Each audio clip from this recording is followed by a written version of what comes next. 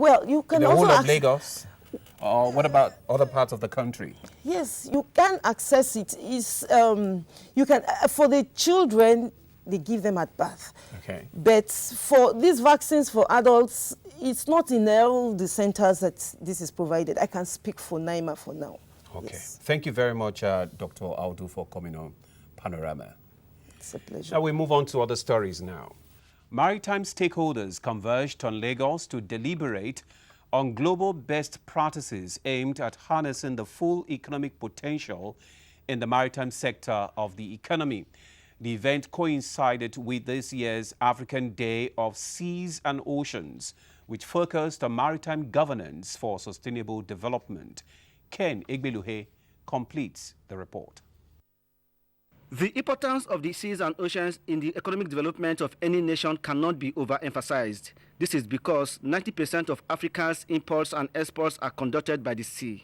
It has therefore become necessary for the African countries to take advantage of the opportunities offered by the blue economy. The Director General, Nigerian Maritime Administration and Safety Agency, NIMASA, says the agency is poised to reposition for effective and efficient service delivering with a view to achieving maritime safety, development of indigenous shipping, maritime environmental management, and human capacity development. It offers us the opportunity to reflect on the fact that we have a shared responsibility towards the governance of seas and ocean. Minister of Transportation, who was represented, highlighted government's efforts in tackling maritime challenges and utilizing the huge potential provided by the seas and oceans as government moves away from mono-economy. The government, through the Ministry of Transportation, has embarked on massive railway infrastructural development and upgrading. The target is to bridge the gap between hinterlands and the oceans to link all the states of the Federation to the international trade logistics chain through the seaports. The only thing we can do in order to support the maritime sector is to give them all the necessary support in terms of the allocation, in terms of capacity building. And also to call the attention of those of the security agencies to all the criminal activities that we experience out there in the sea. The African Day of the Seas and Oceans is a day set aside by the African Union to create awareness among African states on the importance of the seas. In Lagos, Ken Igbeluge, NTA News. And now to sports. FIFA president calls for transparency leadership, and Venus Williams beaten in Bank of the West Classic in California. Amanzi Marcus has the details. FIFA President Gianni Infantino wants African football administrators to key into reforms in the football ruling body and improve on the quality of football at its administration. This match was part of a closed-door meeting with 19 African FA presidents as part of his two-day visit to Nigeria, alongside Senegalese FIFA Secretary General Fatma Samoura, who were hosted to a dinner in Abuja Sunday night by the league management company, managers of the Nigeria Professional Football League. So thank you sincerely for introducing major reforms in FIFA. This is a new FIFA. This is a FIFA that stands for transparency, for reforms, and the new FIFA that stands for football, for equality, and for diversity. Joanna Konta of Great Britain defeated seven-time Grand Slam champion Venus Williams to earn her first WTA title in Stanford. 7-5, 5-7, 6-2 is the result from California, USA. The British #1 described her victory as a humbling experience, adding it's a validation of hard work. The World Anti-Doping Agency is disappointed on the rejection of its recommendation for total ban of all Russian athletes from the Rio Games. Following the country's doping scandal, the International Olympic Committee has left it up to individual sports federations to decide on whether to ban Russian athletes or not. In reaction, WADA Chief Olivia Nigley said IOC's decision will inevitably mean lesser protection for clean athletes. With Sports News Update, Amanzi Marcus, NTA News. Well, that's how far we can go on Panorama, which came to you from Lagos Network Center. Thanks for watching. Good afternoon.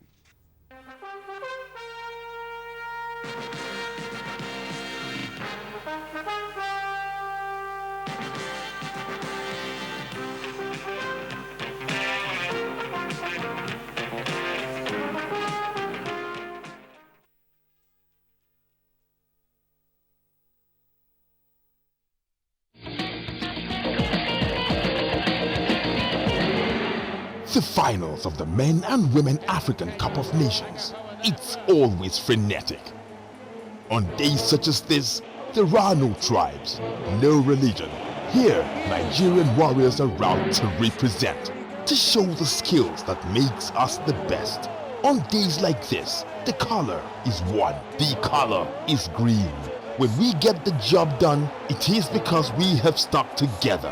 When we celebrate, we stand together. Nigerians, united in victory. We are Nigerians. We are one.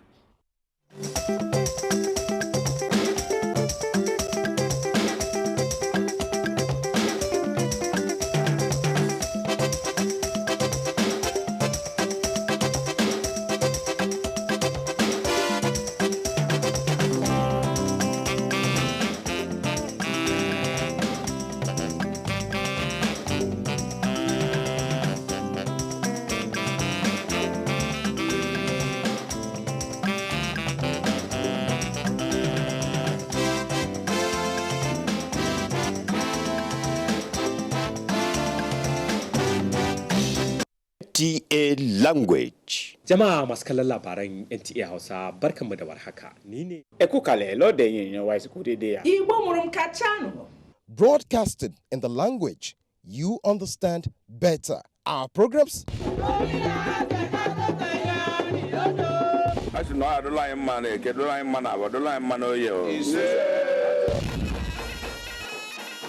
Transmitting on the Star Times platform 24 hours. Àwọn onímọ̀ nípa ètò ẹ̀kọ́ lórílẹ̀‐èdè Nàìjíríà. Hukumar tara kudaden haraji ta ƙasa. Alanye na ọchịchị mba United Arab Emirates UAE. The only channel that speaks your language. Anyị ga-eweta akụkọ gbasara ọrịa ahụ nke wakporo obodo anyị. Kálejò, mo kọ́kùnrin, mo kóbìnrin, mo kí ọmọdé, mo sì kí àgbàlagbà. Mu ci gaba da yi ma rundunar sojin ƙasar nan addu'a. Ẹ kú lẹ́yìn tèmi, ẹ káàbọ̀ sórí ètò wa ètò yín ètò obìnrin tó dángájá. Waye fi cancanta a ɗauka a matsayin ɗan aikin cikin gida. Jama'a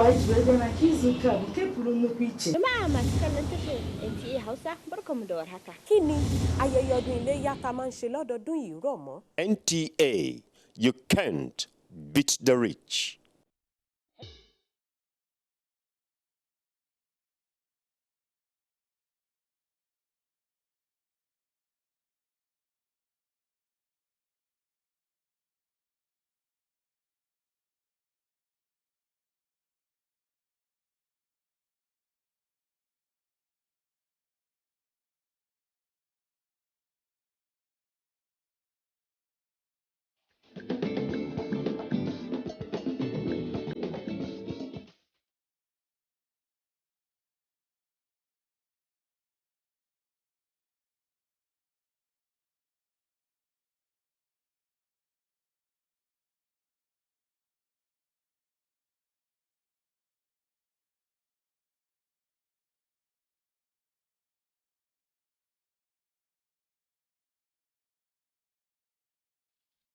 If you hear a bomb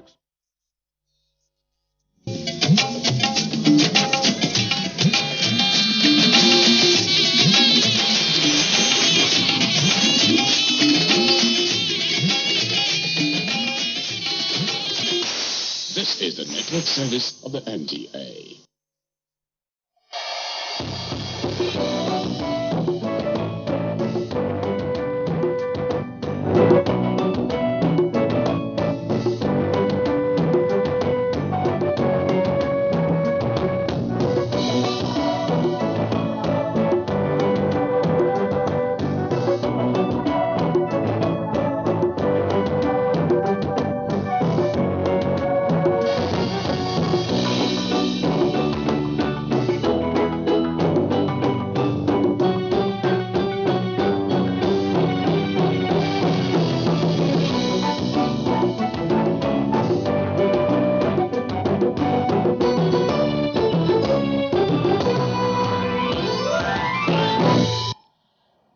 Welcome to another episode of Environment Matters. I am Jennifer Igwe. Gender is a socially constructed definition of men and women. Now, it's not about sex or biological difference. Gender is determined by the concept of task, functions, and roles attributed to men and women in a society. Now, how is this related to climate change? What is the link? This is what we're finding out today on the program.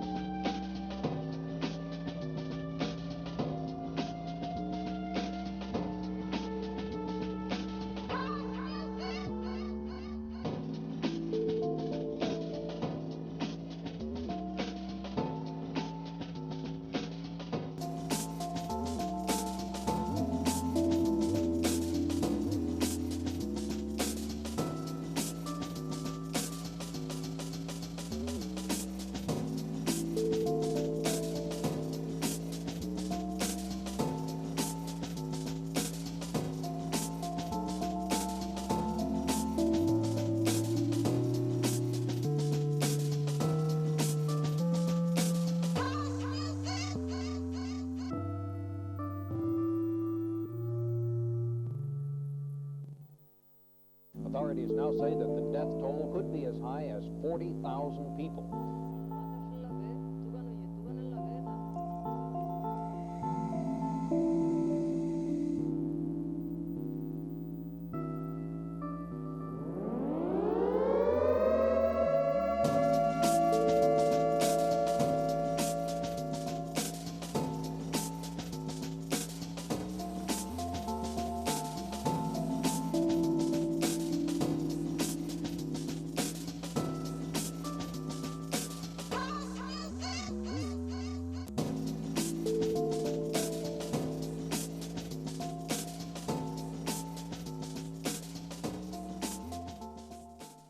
Climate change, experts say, has a greater impact on populations in different ways. This is more prominent on nations that are most reliant on natural resources for livelihoods. It includes those who have the least capacity to respond to natural hazards like hurricanes, floods, and droughts, among other factors. We're in a state, what I call a transition state, resulting from what we did in the past and what we are still doing. We have a climatic system that is inertial, that it retains a lot of memory and remembers what you have done to it. That you have injured me in the past, I will try to pay you back for a while. To the extent that even if we are able to remove all the greenhouse gases we are emitting now, let's say we are able to shut down, which is not possible, what is already in the system, we continue to gyrate the climatic system in such a way that we'll still be suffering from extreme weather events, like the type of floods that are happening everywhere and there. So we are in a situation in which the climatic extremes will continue to be with us for a while. But we are hoping that if we are able to maintain a low CO2 emission, then gradually the system will be cooling itself down to the point that it may not be able to produce as much extreme events as it is. But we can never be able to go out of that in the long run. Let me give you an example of what many people tend to forget. Those of us who are Christians remember the Noah flood. It happened when the earth was still hardly inhabited as such. So which means the climatic system has always been there to generate certain extreme events on its own, and it will continue to do so. What it was concerned was that the frequency of such events was becoming much more.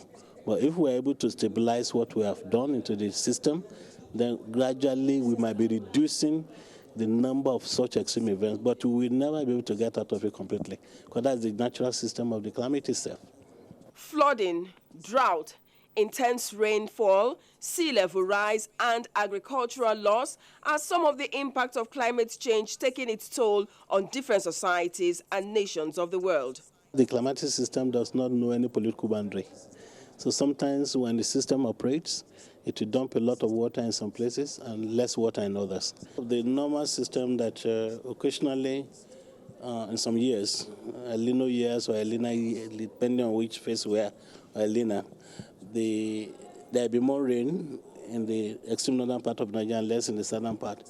And there will be less rain in the whole of Nigeria, but more rain in many parts of the world. And as I said, the climate we are looking at does not really respect any political boundary. It depends on the system that drives it. So if the system that is providing the rainfall in Nigeria is a bit weakened in the southern part, it will not allow much of the rainfall to fall in Nigeria. Rather, it might be stronger in other parts of the world, and therefore you get more rain there. Studies show that women are more prone to environmental and natural hazards. They also face higher risks and greater burdens from the impact of climate change. Because of the excessive dependency of women and youth and children in particular on the natural systems, the natural resources, extreme variability in rainfall will make them more vulnerable than men who seem to be more transient, who can migrate from areas of poor rainfall to areas where they can do odd work and in the urban areas. Many women cannot leave their environment, and because they depend on the environment, which is climate sensitive, then they are more vulnerable than men. When you look at the issues of flooding in this country, in 2012, when we had a lot of flooding as a result of excess rains, the people that were mostly affected were women, because they could not fly to leave their own children, especially the young ones. So most of them felt that, well, for them to disappear and leave their own children, it will be better for them to die with it. Now, when you take from the far north the issues of desertification, the issues of desertification has affected women more proportionally, much more than the men, because they have to travel kilometers to look for firewood to come and cook. They have to travel for kilometers to look for water to come and cook, to take care of the home front. And those wasted hours of the women, which they would have used it for productive activities, is now being plugged into traveling and looking for firewood to come and cook. And therefore that is an issue for women, and that is part of the ways that climate change affects women. Secondly, the issue of the drying up of rivers, drought and desertification has been a huge problem for women. The women migrate, the men migrate, but the women, most of them, they cannot migrate, because first and foremost they have to consider their immediate families, which are the children. And when they look at the children, they feel that there's no way they can begin to pack these children and move with them. And in fact, in moving with them is also another source of another source of danger. So they would rather prefer to stay to take care of their children. But also the impact of climate change has resulted into a lot of violent conflicts for the scarce resources that are already there. The land has been degraded, and in terms of farming, you find out that because there's no fertile land, the already impoverished women who have no access to land now are fighting hard to cope with how they can get land for agricultural production. That is a huge problem, because the land is not even there. Even the land that is available is not as fertile as it is. The topsoil is washed away. From the east, you find out that the issues of gully erosion is a huge problem. If you go to the Niger Delta, the pollution by the oil industries, which has degraded the land and the soil, is also a huge problem. If you go from the west, the issue of the sea level rise is also a problem. All these things are affecting the women negatively, especially the women from the rural areas. The men can afford to migrate to the urban cities, but the women do not have that many choices as to whether they should leave, as most of them are even illiterate and have not gone to school. And even for those that have gone to school, because of the work that they're already doing in their communities, they feel that it's not possible for them to move. And all this attributes to the impact that the climate change already have on women. Although the consequences affect all, experts say women and children are usually the worst hit, especially many very poor communities that depend on natural resources for survival.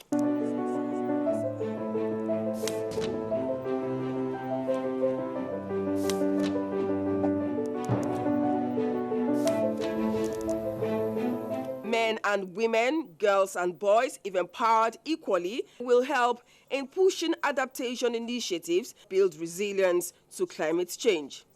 The days of denying women opportunities or relegating them to the background, experts say, is over. This is because of studies that show that they are most vulnerable in climate-related disasters. So they say there is need for them to be better empowered to create and take advantage of initiatives that will assist them in protecting themselves and their families. There have been so many advantages that women have used. For instance, in terms of addressing the issues of fuel wood, the Federal Ministry of Environment, through the Great Green Wall, Sahara Desert in the 11 frontline states, and the Federal Ministry of Women Affairs, together with our ministry, have been able to do a lot of things in the area of fuel-efficient wood stove. We know that we cannot eliminate the issues of wood at this point in time, but of course we can minimize the usage of this wood.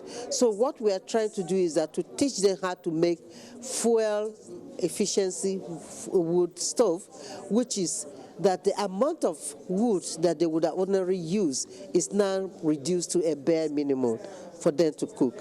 Now, there are other areas that will be able to help the women in terms of rain harvesting. Like now that is rainy season, what we have done is to teach the women how to harvest the rain season, and of course store it under the ground, that when it's dry season and when there is no rains, they still fall back on the usage of that. And likewise in the area of agriculture, in farming, we have taught them how to use irrigation through what we call well wash to do agricultural farming. Well wash means that they dig the wells and they use this small generator which they call a pass my neighbor, and they're able to use that to pump water into their farms. So those are some of the adaptive strategies that we are using. But also there's another one which you call natural farmer reintegration, which means even within the farms. For instance, that thing is happening in Kano State, in Katsina State, where all there's kind of where you are farming, there are other activities that are taking place, especially in the plantation of trees. So with that, you are trying to address the issues of climate change and at the same time continue with your farming. In terms of the issues of solid waste, which is now blocking a lot of drainages, this is what we call man-made problems of climate change. Instead of blocking the drainages, what we are doing, and so many other organizations are doing, is to train the women on how to clean their drainages, but also the reuse of the solid waste, such as plastics and other things, to make a living out of that. A two-day consultative workshop to strategize on a national roadmap on gender and climate change has been organized by the Federal Ministry of Environment through the Department of Climate Change in conjunction with the United Nations Development Program and the Women Environment Program. First and foremost, we need to really understand what is gender. And from the context of climate change, gender means both men and women, youths and the children, the elderly, the physically challenged. Now, when you relate that to climate change, we look at how climate change affects all the people, including women, including men, including children. But in particular, we are referring to the female gender, because the impact of climate change on the female gender is quite different from how it affects the male gender. Likewise, how it affects the elderly, the youth, and the children. There's need for every stakeholder to understand what the document is all about and what role is expected of them. The INDC itself is a roadmap for a green economic development pathway, and every sector has a role to play. In the energy direction or energy mix, you will realize that a larger percentage of our women are using fuel wood for their means of cooking, especially in the rural areas. So the introduction of cleaner means of cooking will definitely reduce emissions of greenhouse gases. So we want to carry the women along for them to understand what government is doing, to educate them, to transform them in such a way that they will adopt the utilization of the cleaner means of cooking. Is of dual benefit. The benefit is not only to the environment, but it's also to the health of the women. So it's very critical that they are major stakeholders, since they have been vulnerable and impacted most negatively by the impact of climate change. According to the Minister of Environment, Amina Mohammed, who declared the workshop open, specific plans need to be developed and implemented to fill the gap in adaptation, capacity building, education, access to safe, affordable, available, and sustainable technologies, and decision-making schemes, especially for rural women. Part of a group of stakeholders to consult. We've actually taken them out of the stakeholder group, and we've given specific focus to women and climate change, climate action. So this component, I think, is going to be a very strong part of our NDCs and what eventually goes into a national development plan. So I think rural women can look forward to good things, because it's not just the elites that are here and the experts, but it's also representatives of farmers, representatives of rural women, and so we believe that their issues and their priorities will get into this plan. The workshop, which was attended by civil society groups, farmers, ministries, departments and agencies of government, experts on gender, youth representatives, scientists, climate negotiators, and the media, had breakout sessions to examine and identify strategies that are gender-related. The initiatives are to ensure no one is left behind as the nation strives to implement the Sustainable Development Goals and Africa's solution to global challenges. If you look at the preamble of the Paris Agreement, it squarely talked about involvement of gender, marginalized society, the most vulnerable, into the implementation of the Paris Agreement alone. This is the first time that is captured properly into the such a national, a global document. So nations all over the world now are interpreting the Paris Agreement to understand specific roles that nations are supposed to do. So this workshop in itself would also help the women to dissect and understand the provisions as it relates to them in the Paris Agreement. Department of Climate Change in the Federal Ministry of Environment is mandated to carry all stakeholders along in the implementation of climate change in Nigeria. And we have come to realize through studies and even through international reporting that the most vulnerable group of people are the women and children to the impact of climate change. Therefore, as we move forward in the development or implementation of the Nigeria's intended nationally determined contribution, as well as the Paris Agreement, there's need for every stakeholder to understand what the document is all about and what role is expected of them. The United Nations Development Programme UNDP Residents Representative, Opia Kuma, said the consultative meeting will help create awareness on the link between gender and climate change. There are people called climate skeptics.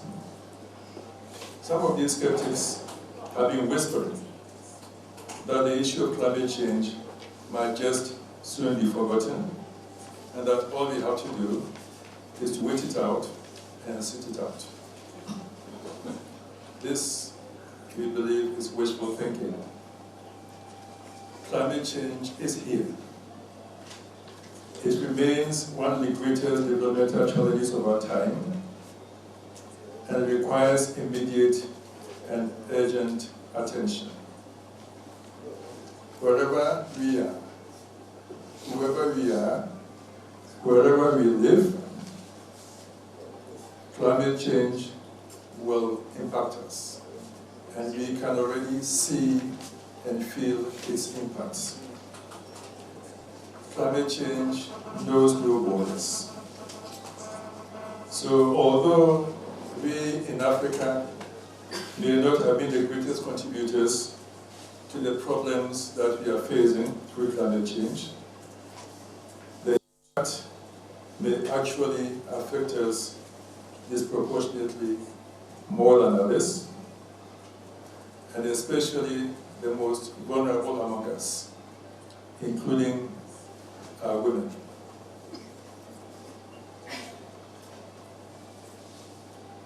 If this happened, it would not help us to fulfill the commitments we all made in Paris and afterwards, not to leave anybody behind.